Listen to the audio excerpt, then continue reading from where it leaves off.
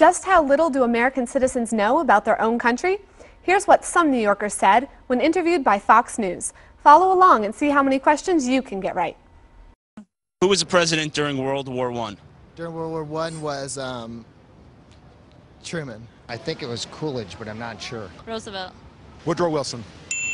Who is the current U.S. vice president? Current U.S. vice president?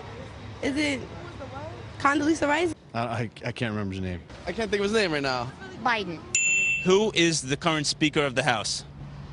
Oh, the guy that cries, and I don't know his name. Nancy Pelosi. Don't even know. Boehner.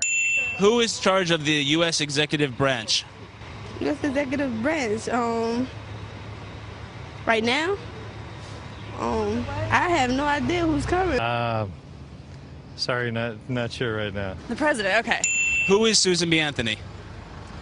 She's on a coin. She was a writer, wasn't she? She was the lady that sewed the flag, right? Women's rights, maybe suffrage or voting. So how did you do? If you were wondering when you were ever supposed to learn this, Rex Shepard can help answer that. He is the Social Studies Coordinator for Baltimore County Public Schools. Welcome, Mr. Shepard. Thank you. So would you consider these questions to be general knowledge? And why do you think people are unable to answer them? Yes, I would consider this to be general knowledge, essential knowledge for citizens who are going to be active and effective and solve problems and make decisions as citizens. I suspect that at one time they could answer all of these questions correctly, but can no longer do so as adults.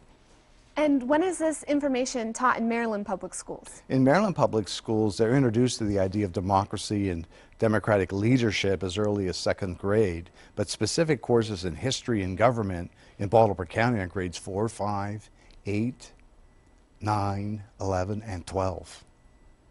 Do you think more emphasis should be placed on this in schools? Well, I do, but I believe a different type of emphasis. One of the reasons why people forget things, why memory fades, is that they haven't attached the information to something that they think is important or relevant. There's no personal connection. It's not related to things that they've learned before.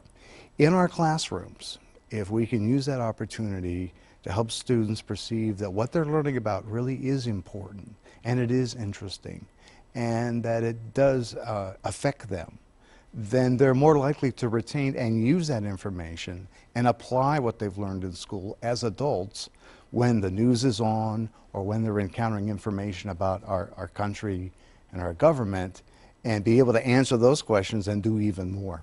And what do you think could be done so that adults would know this information? Well, a couple of things that could happen is we could ask adults to do as we ask students to do, which is to take an active interest. But I think young people could play a very important role when they go home and talk to their parents about what they've learned at school, why they think it's important, and ask their parents why they think it's important. Thank you, Mr. Shepard. Well, thank you. For Team Perspective 2 News, I'm Anna Muckerman.